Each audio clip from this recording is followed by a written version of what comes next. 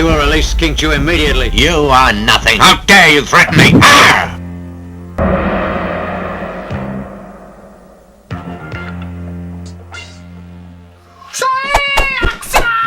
Did you just do, was it a karate scream?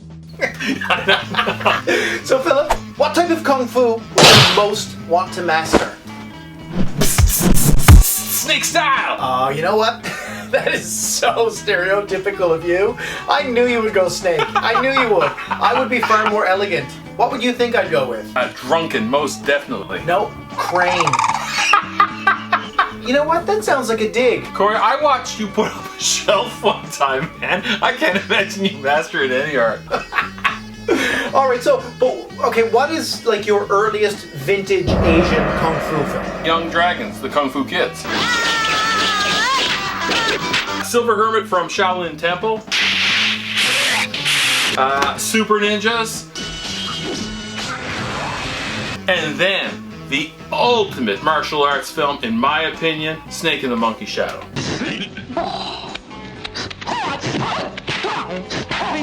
I was more acquainted with that new wave kung fu. Everybody was kung fu fighting. Those kids were fast as lightning. In fact, it was a little bit frightening. Yeah. But it fought with expert timing. You know, came from Hong Kong, but starting to get tailored towards an American audience, making it more mainstream. Do you know the first Bruce Lee picture I ever saw? I don't know, I'd say probably Enter the Dragon, clearly. It was Enter the Dragon, and it was at a drive-thru, and it was paired with Brewster's Millions. I was gonna say weird, but you know what? That actually kind of makes sense. It was a fantastic combo. So then you got into, yeah, that new wave kung fu. It makes sense to me because during that 70s era, a lot of black people were heavily embracing martial arts, and they were actually kind of pairing up blaxploitation as well as martial arts. So I could see that working with Richard Pryor. Bruce Lee is almost an era unto himself. Okay, so we go from chop sake to new wave kung fu. So where does Bloodsport and American Ninja fit in? Modern American, celebrated by magazines like American Karate, with a picture of Chuck Norris doing a drop kick over the Statue of Liberty. Now, it has come to the West. Just getting back to this modern American shit though. So we're talking Steven Seagal, Michael Dudikoff, Jean-Claude Van Damme, Chuck Norris. Philip, what is Steven Seagal's karate chops? Like, I don't think he looks that dangerous. How many moves would it take him to kill me? I think you better dial 911.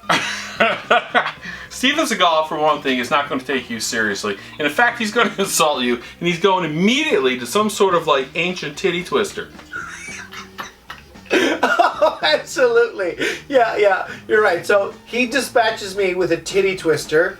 Take that to the bank. Not only a titty twister, he's giving you a combo. He's giving you a titty twister and a Rick Rude, Ric Flair ×4 slap to the face that's going to turn your head around. Jason Voorhees style. So you think he's going to humiliate me with a giant bitch slap? He got no candy for you whatsoever. All right. So how many moves would it take Chuck Norris to kill me? Chuck's a nice guy. Chuck is like Dudikoff. He's going to bow to you. There's going to be sacred salt around. He's going to spar with you a little bit. He's going to play, and then he's going to realize you're an ultimate pussy because I saw you. Whoa, that is quite an attack on my manhood. So, no, I can't do that. I'm going to knock myself out. So far, you've said that Steven Seagal is not going to take me serious. He's going to bitch slap me, and now you're saying Chuck Norris is going to toy with me. Yeah. He's going to be like a cat with a shrew. He's just going to play with you, and he's going to realize you're bull tits, man. You're useless. Is the implication here that you could survive longer? You're making it seem like I'm a puss. I can't hang shelves. No.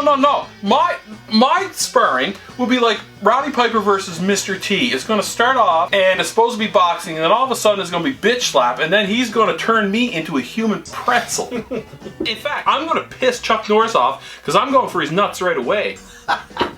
I'm getting all kabuki. I'm going to spit green mist in his eyes, and that's going to fire him up. You're beginning to irritate me.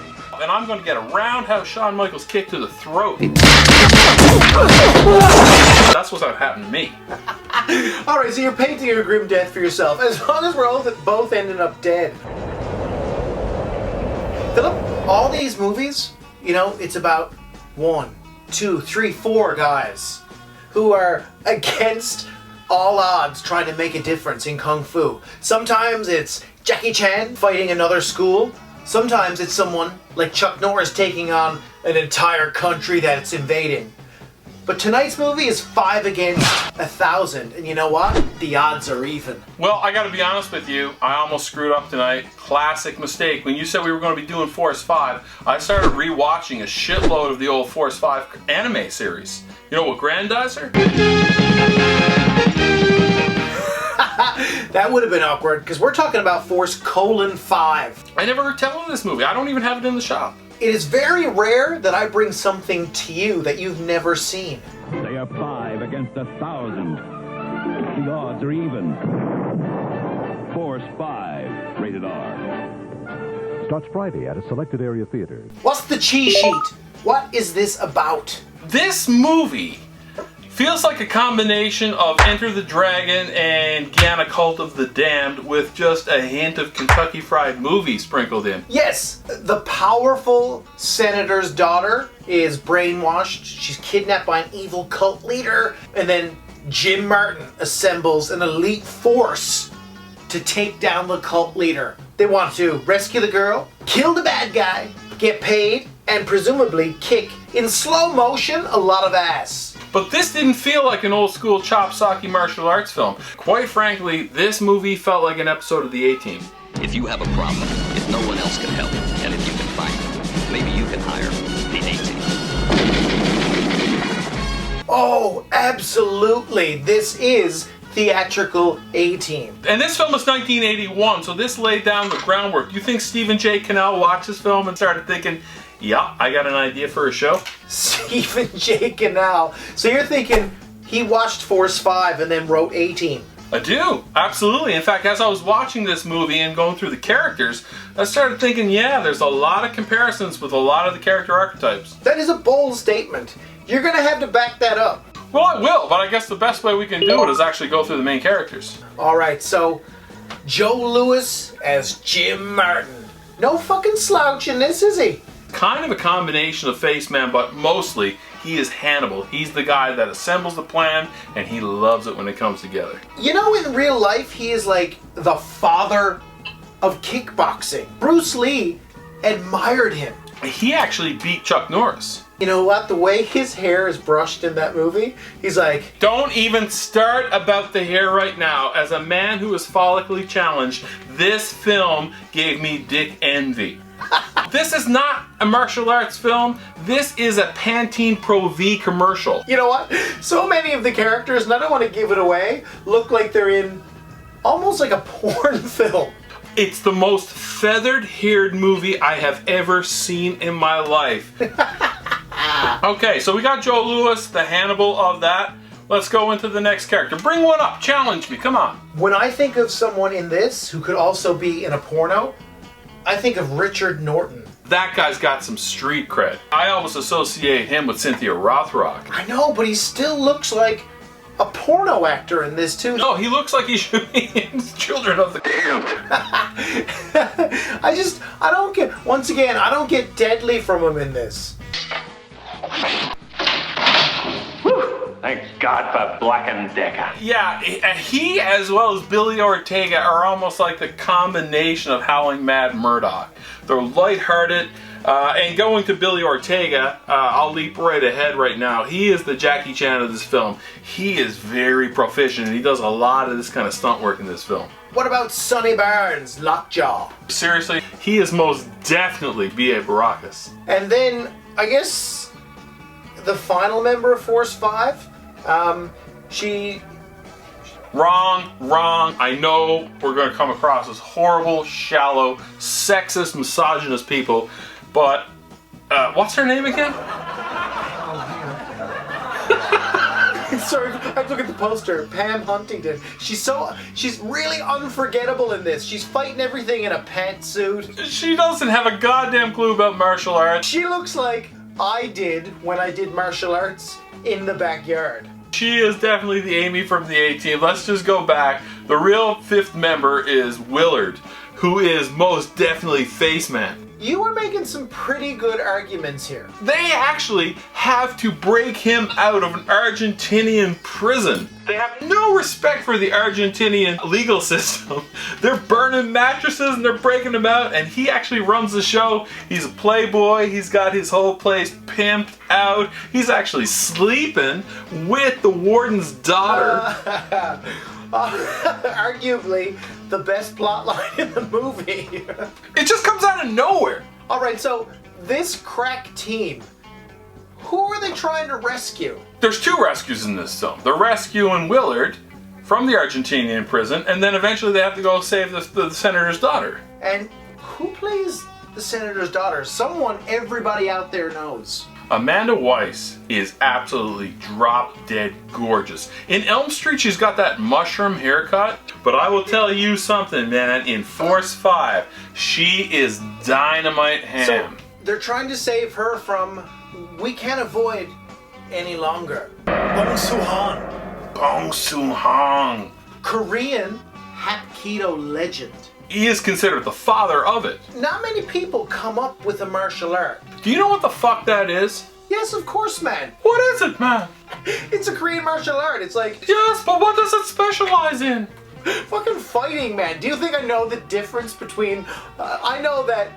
Yeah! Yeah! Alright, so... Bong Soo-han, Hapkido legend.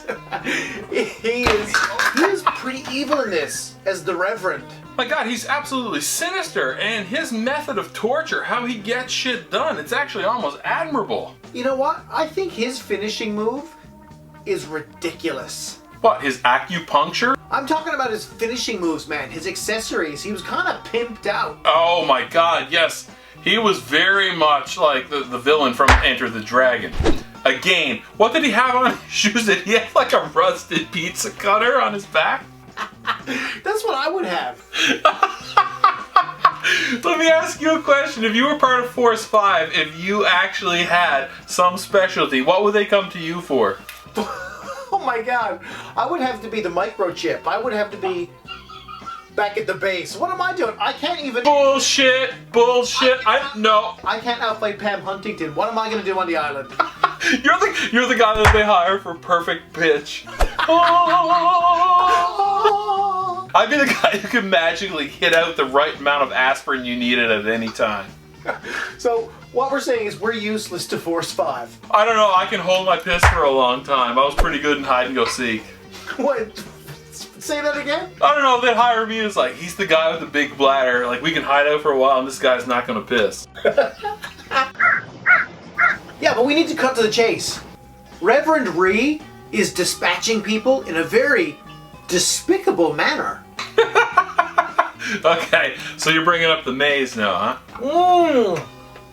And you know what? When I watched this movie, I think I can escape the maze. What did you think was in the maze? I didn't know.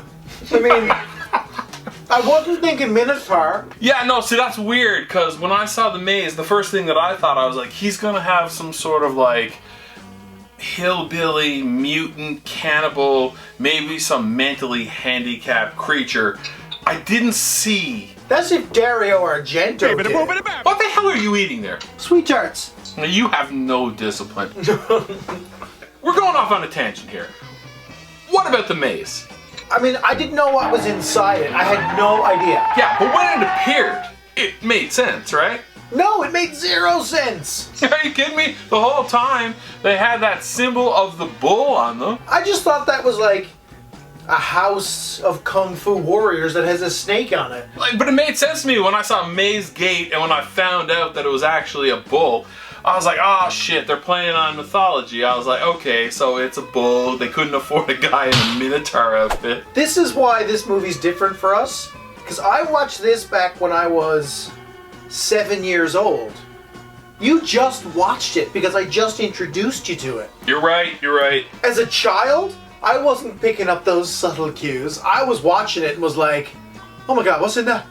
What's in? Oh my god. And then when it turned out to be a bull, it made zero sense to me. That is the least efficient way to dispatch someone. Yeah, but when Jim Martin takes it out with a gas can and a ninja star, incredible. Oh, you absolutely. How would you have dispatched of the bull? If you were running through that maze, how would you have gotten out of it? I wouldn't have. Man, I would have been gored. I had a plan. Dying to hear this. If you line up 3 barrels in a row and then Kooky behind it, the bull jumps over it.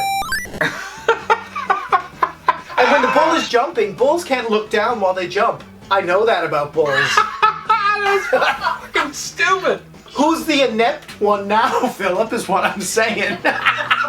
I feel if Steven Seagal is looking down on us right now, I have egg foo young all over my face. You know what? I actually really admire Steven Seagal. I know we made fun of him. Whoa. I ain't making fun of Steven Seagal. Well, I made fun of him. You made fun of Steven Seagal. I did, but now I'm worried that he's out there because he was obviously tougher than me, so now I'm starting to freak out. Yeah, you should freak out. Because someday you're going to be in your shop having a little slumber, and he's going to show up and give you a titty twister from hell.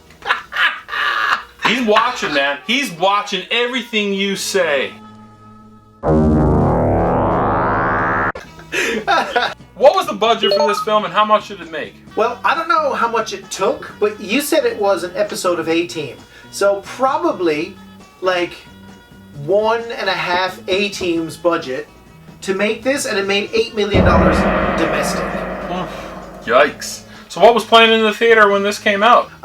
Well, Enter the Ninja opened a couple of weeks before, but also in one of the best drunken performances ever, Arthur. Oh my god, Dudley Moore. Arthur makes $95 million. What? Arthur made $95 million? For Your Eyes Only? You know Escape from New York came out at the same time. Really? Stripes and Raiders of the Lost Ark. Was it Superman 2 was still playing in theaters? 100% accurate, you're right. But there were a million things playing in the theater. This film is that kind of bullshit that actually made me laugh. I enjoyed it. It's like Force 5 against 1,000. 1,000 other movies playing in the theater. And this comes out. But it's still an awesome flick. When I was watching this, I got to feel that the director Robert Klaus was kind of setting up a franchise. I feel that like he was trying to set up Remo Williams, Buckaroo Banzai, you know, that vein. China O'Brien. Failed efforts. You know, it was supposed to be something big. Alright, so we know the man knew how to direct a good martial arts film. You know what, Philip? We're into our next category. Don't you know this? I found it interesting when I went back. He also was the director of Enter the Dragon. He directed Game of Death, but one thing I didn't know was that this guy was actually legitimately deaf. Really? Yeah, like he used to have people on the set that used to have to like talk to the actors, and then someone would have to correspond back to him for looking for direction. That sounds like a brilliant movie in and of itself, because this man also gave us Jim Cotta. Yes! Which also had Sonny Barnes and Richard Norton. See? Full circle. Do you know what holiday was created on July 17th, 1981? It will be proclaimed Martial Arts Day to commemorate Force 5 opening throughout the Southland. To this day? I guess? I mean... Are you trying to tell me there's people in LA that have survived? It's like, yeah, we got another day off. Yeah, July 2nd, 1981. Guests of Force 5 cast and crew screening. The American Cinema Publicity Department, in an audacious move, created a new holiday. You actually have the press release in front of you? I do. Comes a little Force 5 picture, cast list. Hold on, give me a little read for what you got there. Okay, we are extremely happy to report that Mayor Tom Bradley, so Tom Bradley, the actual mayor, was named in this, proclaimed July 17th Martial Arts Day to commemorate Force 5 opening throughout the Southland.